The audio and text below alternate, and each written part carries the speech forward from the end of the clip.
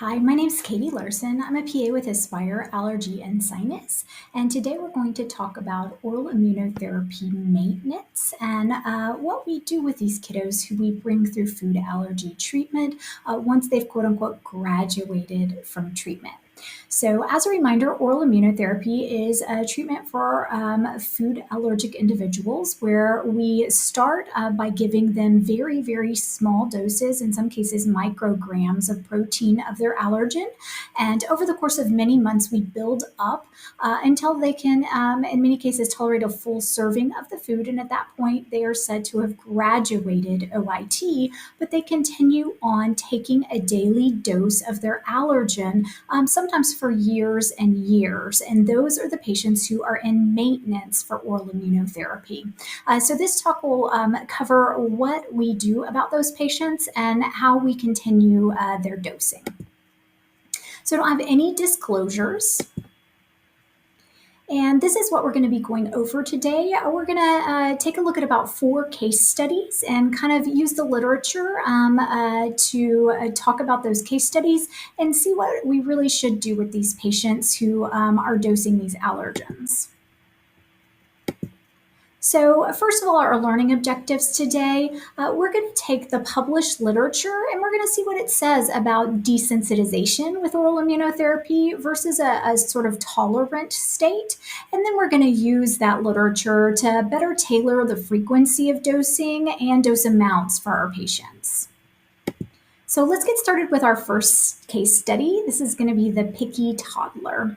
And all these case studies are patients of mine, but of course I've changed the names to protect their identities.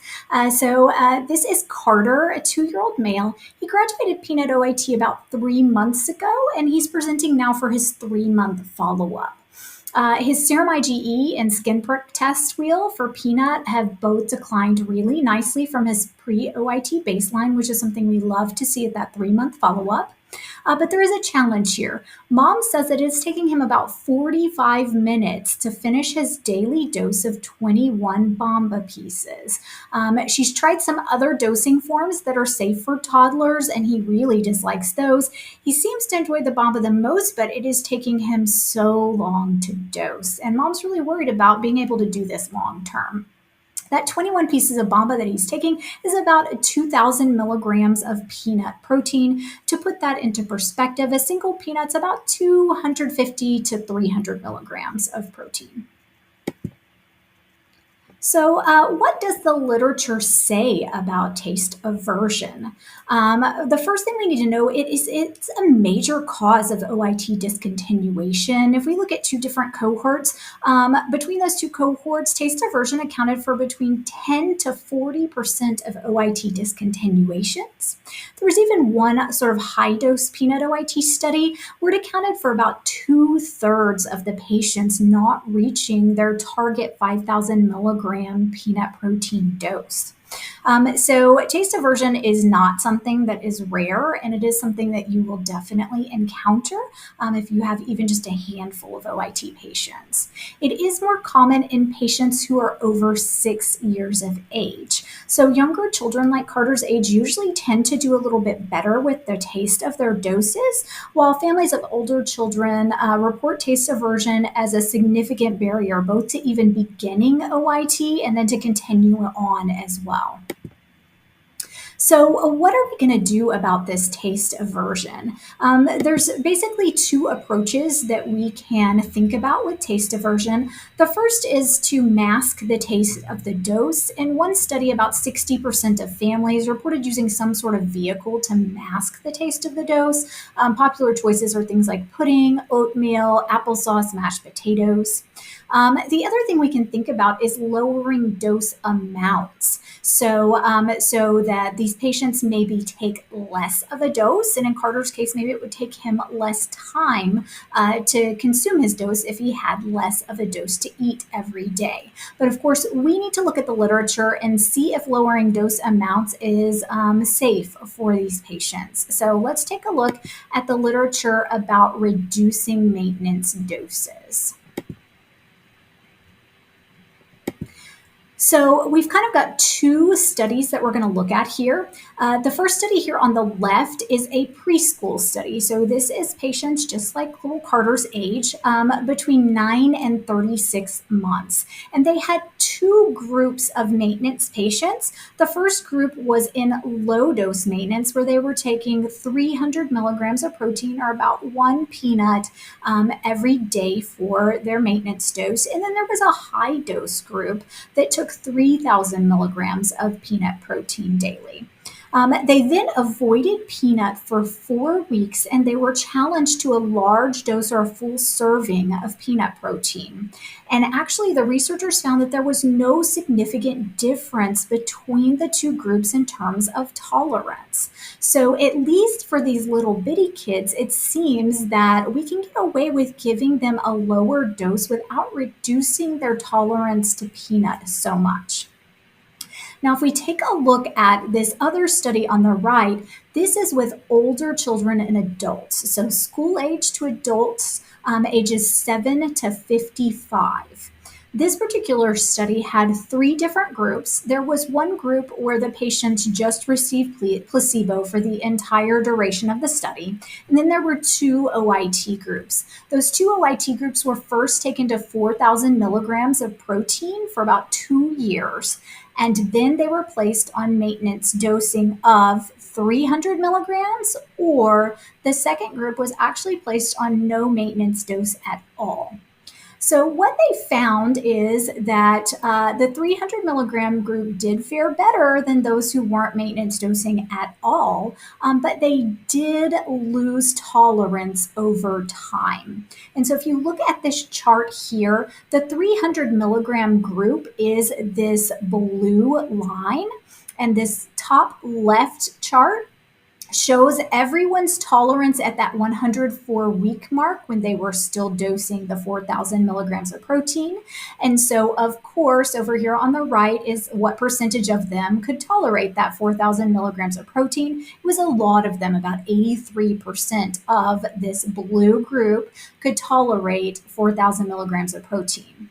But if we come down here on the right, this is after a year, basically, of dosing just 300 milligrams of protein. And you can see that this group, the blue group, while they fared better than the ones who didn't have a dose at all, many of them did lose their tolerance to large amounts of peanut. In fact, only about 37% of them were able to tolerate that full 4,000 milligram dose. So it does seem that at least older children and adults over time may lose their tolerance threshold if we reduce dosing. So what can we take away from these studies?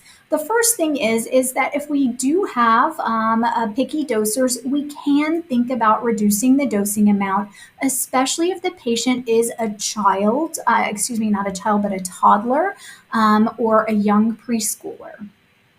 If it's an older child or an adult, it's also okay to reduce their maintenance dose if they don't have any sort of desire to free eat the allergen, and they're really just looking for protection from cross-contamination. We can also think about masking the taste, or keeping the same dose and just putting it in a vehicle that helps to mask the taste. And that's something that we want to consider in older children or adults, because we do know over time they may lose the tolerance that they have if they reduce their dose. And then, of course, for anyone who's really wanting to free eat that food, now that is rare. If they have a taste aversion to the food, it's unlikely that they're going to want to free eat the food. So some of you may have thought or had the thought during this particular case study of why dosing days were not reduced. So why did we not reduce Carter to dosing 2 or 3 days a week? And instead we had him dose daily with a lower amount. And so we are actually going to cover that in the next case study. So this next case study we have, I call him the old timer. This is a patient who is 16 years old and graduated Walnut OIT about 2.5 years ago. His current dose is 2 grams of walnut protein daily, and he's had no reactions to doses in the last 2 years. He is, however, starting more extracurricular activities at school, and moms are really worried about that no exercise period for 2 hours after OIT dosing every day. She's not really sure how that's going to fit into his schedule. So let's take a moment here to look at his reaction history and testing history. He does have a history of flushing and face throat angioedema after pecan consumption at age 9. If you look at his pre-OIT serum IgE and skin prick levels, they weren't super large. And so he was actually challenged to pecan to make sure that he was actually allergic. And he did fail that challenge at about 30 milligrams of protein. So his mom chose to put him into sublingual immunotherapy for walnut and pecan first, and then he completed walnut OIT in about 9 months with some minor abdominal pain along the way. After completing the walnut OIT, he did pass a pecan challenge, which is often how we treat those 2 allergens. So let's take a look really quickly. I'm going to move myself here at his testing 2.5 years after OIT. You can see that his serum IgE has come down really nicely. In fact, pecan is now negative. So what are we going to do for this kiddo who maybe doesn't have time to take a dose every day because of his extracurricular activities? So let's look at 2 different studies. The first study shows us a risk that might be associated with increasing these dosing intervals. And that risk is that if we increase these dosing intervals or reduce dosing days too soon after maintenance, patients can lose tolerance, and they also are at risk of reactions. And so this was a peanut open label study done by Vickery in 2021. And if you'll take a look at this chart, the brown bar is the patients who dose daily, and then all the bars to the right of the brown bar are the ones of patients who had some sort of different dosing interval, all of them eventually going down to about twice a week dosing. And they were all switched to not dosing daily very soon after maintenance, about less than a month after maintenance. So you can see that the vast majority of these patients are still tolerating 300 milligrams of protein, but when we get over here to 2,000 milligrams of protein, it drops off pretty considerably, whereas 80% of daily dosers could tolerate the 2,000 milligrams of protein. Less than 45% of non-daily dosers were able to tolerate that. We also can note from this study that adverse reaction days were more than doubled in non-daily dosers. And that's really significant because that's total adverse reaction days were double, even though they were dosing fewer days a week. So if we are not going to reduce dosing days really soon after maintenance, when might it be okay to think about reducing the number of days people dose or increasing the dosing interval? There's a study that's just an observational study, but it had some pretty good data about reducing this about a year or more into maintenance. And so this study also performed in 2021. It took about 150 kids through peanut OIT, and then they chose a subset of them that met some pretty specific criteria to transition them to twice weekly dosing. And that criteria was they wanted them to be able to tolerate a full serving of peanut. Their skin prick test wheel needed to be less than 8 millimeters, and their serum IgE needed to be less than 1.5. So that was about 50 of these 150 patients that met those criteria.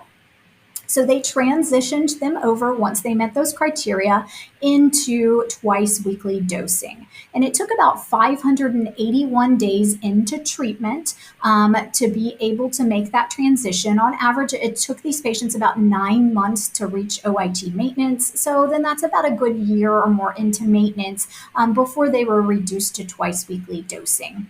What they found was only 2 of 51 of these patients reported any reactions. so it seems observationally that this was some very helpful data to know that maybe if we wait just a little bit longer into maintenance, it is safe to reduce dosing days in these patients. So what can we take away from the old timer here? These are things that we do in our practice, and every provider, even within our practice, does this just a little bit different, but these are some basic guidelines to think about when it might be okay to reduce dosing days or increase the dosing interval.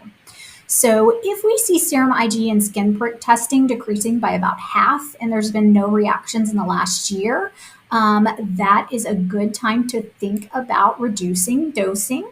I usually don't reduce dosing days until we're about 2 years into maintenance. And 2 years into maintenance, if the testing looks good and the reaction history looks good, we'll go to 5 days a week of dosing. And then the next year, maybe we'll go to 3 days a week, and the following year down to 2. And then finally, when they're 5 or more years into maintenance, we'll start talking about dosing just once weekly.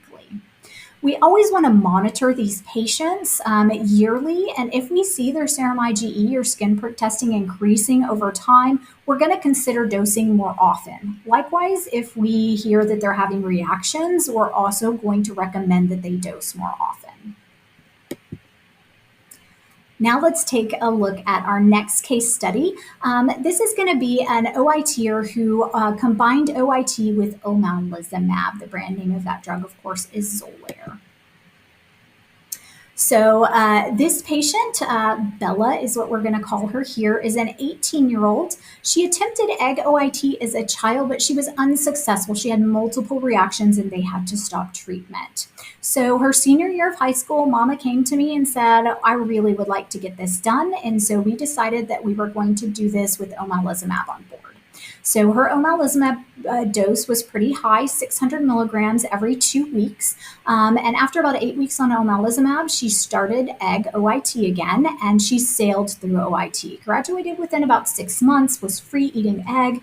But shortly after she graduated egg OIT, it was time to renew her omalizumab. And now this sounds like a great success story, but unfortunately, there's a little bit of the rest of the story here. So, unfortunately, the omalizumab renewal was denied by insurance because she was free eating her only allergen egg. And omalizumab is approved in conjunction with avoidance of the allergen. So the prior authorization was denied. We appealed. The appeal was also denied. So then she was instructed to wean her remaining omalizumab and continue daily OIT dosing, and we were hopeful that weaning over the course of a couple of months and continuing to dosing would go just fine. Unfortunately, she developed a severe case of HSV-1 and was actually hospitalized for it, which caused her to stop dosing for some time, and that was in conjunction of when she ran out of omalizumab as well. On restart, she was away at college, very inconsistent and trying to restart the dosing. And then she ate an egg-containing cookie and had a minor reaction. So at that point, she decided to resume strict avoidance of egg. We brought her back over spring break this year for a follow-up and noted that she was now strictly avoiding egg. And so we were able to restart the omalizumab. And she'll follow up with me before she heads off to college again. So what can we learn about this? Let's take a look at the data on omalizumab and OIT and figure out what takeaways that we can come up with. So there are definite advantages to using omalizumab and OIT. The first is increased efficacy. In one meta-analysis of 8 trials that compared OIT to OIT with omalizumab, children were more than 3 times likely to achieve a target maintenance dose than those who were not on omalizumab. The other thing we see is increased speed, which we did see in Bella's case. Oftentimes you are able to go through OIT faster. Usually with my omalizumab patients, I will skip every other dose on the protocol until we get to about 1,000 milligrams of protein, and then we slow down and go per the protocol. It's also possible that there's some increased safety there, having omalizumab on board. The data here is mixed. That meta-analysis I just mentioned before actually found no change in safety with OIT with or without omalizumab. But there have definitely been some smaller trials that showed that there were fewer reactions when omalizumab was on board. So let's talk about what cautions we need to think about with omalizumab and OIT together. The first is its off-label status, right? Omalizumab is approved for strict avoidance of your allergens, and so if a patient doesn't have any other allergens and they begin to free eat their allergen after doing OIT with omalizumab, that insurance renewal may be tricky, just like it was in Bella's case. It's also tough because there's not a standardized protocol right now. I think that most people have settled on, if we're going to do omalizumab and OIT, we get the omalizumab on board for between like 8 and 16 weeks before we start OIT. But there's not really any consensus about when the best time to stop the omalizumab is and kind of what that off ramp looks like. There's also a little bit of concern for suboptimal dosing. The way omalizumab was FDA approved was using a dosing table that combined weight plus their total IgE to get their dosing table. But there's been at least one study that was conducted in 2020 that showed just like weight-based dosing without taking the IgE into consideration was actually more useful and provided more protection. So what can we take away from our omalizumab OIT and what the literature says? The first thing we always need to keep in mind is most patients are bound by insurance coverage and FDA approval guidelines. So patients who have higher total IgEs and therefore higher omalizumab doses may fare better during OIT with omalizumab than those who have lower IgEs and lower omalizumab doses. And the other thing we want to make sure patients are aware of is that they may be forced to stop omalizumab once they begin free eating their allergen, and that discontinuation may be suboptimally timed, unfortunately. Despite the above caveats, omalizumab plus OIT can be especially helpful for certain patients, particularly those who need to speed up the OIT process. So your older teens, families who've got work schedules who can't necessarily do 20 plus up doses are great candidates. And then anyone who wants to make OIT a little bit safer. So families who are a little bit risk averse or who have failed OIT in the past, or those who maybe have a history of a severe allergic reaction that caused hospitalization and intubation. Are good candidates to get on omalizumab before they start OIT. One more case study to go through here, and this is our high school grad. So this is Grace. She's a 17-year-old with a coconut allergy. She successfully completed coconut OIT 6 years ago. She's currently maintaining her desensitization by dosing 1 gram of coconut protein 3 times a week.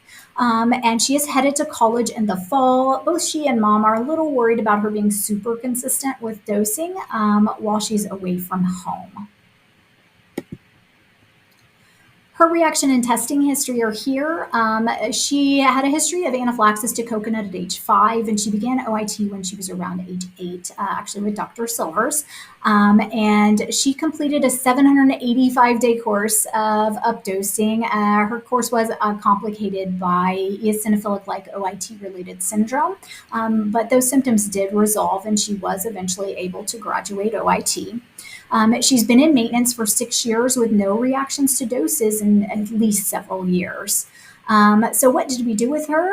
Because mom was a little bit worried about her dosing consistently, and so was she, we decided to try a sustained unresponsiveness trial. That's where we avoid the dose for a period of time and then bring her in for a food challenge just to see if she could go a little bit longer in between doses without having issues. She actually completed a 4-month hiatus of dosing. That was due to some miscommunication and some illness on her part.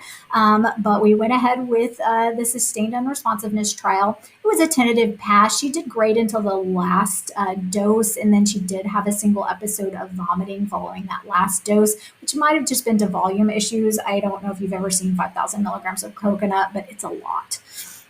So she resumed her daily maintenance dose at 1 gram, and she was dosing 3 times a week at that point with zero issues after the sustained unresponsiveness trial. You can see her testing history here, and that her total IgE has declined nicely over the years. And this was actually last year when she did the sustained unresponsiveness trial. So we just got new labs back, and they look even better than previously, even though she's dosing probably twice a week now. So, what do we know from the data about sustained unresponsiveness in OIT? This kind of looks a little bit like a confusogram, but let's take a look at it very quickly. The first arrows that I want you to concentrate are these arrows here on the left that are kind of the lighter teal that are headed vertically up. This silver little dots here are a milk OIT study.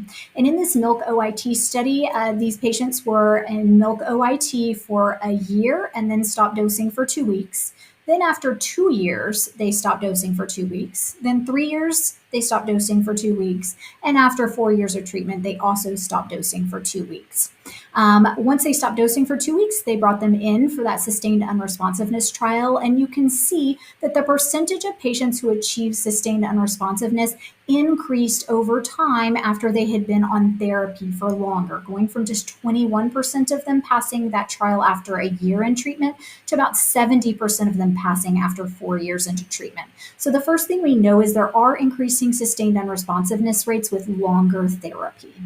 The second thing we want to look at are these horizontal bars here, and that equate with these little red dots also going horizontally across the screen. And that was a peanut OIT trial where patients were in peanut OIT for about 2 years and then were asked to stop dosing.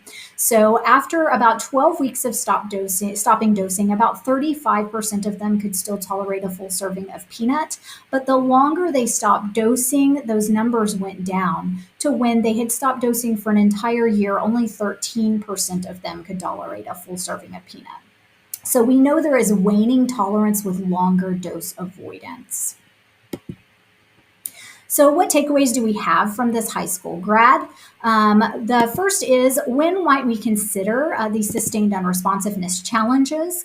Patients who've been in maintenance for 3 years or more have had a very significant reduction in their allergen-specific IgE, no reactions to LOSes in the last year, and one time I really like to do them is prior to leaving home as young adults, because they may not be dosing consistently. You can read there the nuts and bolts of how to do this. You just avoid the allergen for 4 to 6 weeks and bring them in for a food challenge. If it's passed, then they can reduce dosing to 1 to 2 times per week. If they don't pass the food challenge, we can usually get them restarted on their OIT dosing pretty quickly and build back to their maintenance dose within just a few weeks. So let's put this all together. Remember, there's limited data here on OIT maintenance in the literature, but we are going to extrapolate a few things from that data to come up with some solutions for these kids. The first is taste aversion. Remember, when it occurs, think about either masking doses or reducing their maintenance dose amount if they don't want to free eat. When we want to think about reducing dosing days or increasing that dosing interval, we want to do it gradually for patients who've been in maintenance for about 2 years with no recent reactions and a good decrease in their testing metrics. And then patients who do omalizumab plus OIT, if they need a faster or safer OIT experience, just making sure they understand the insurance limitations.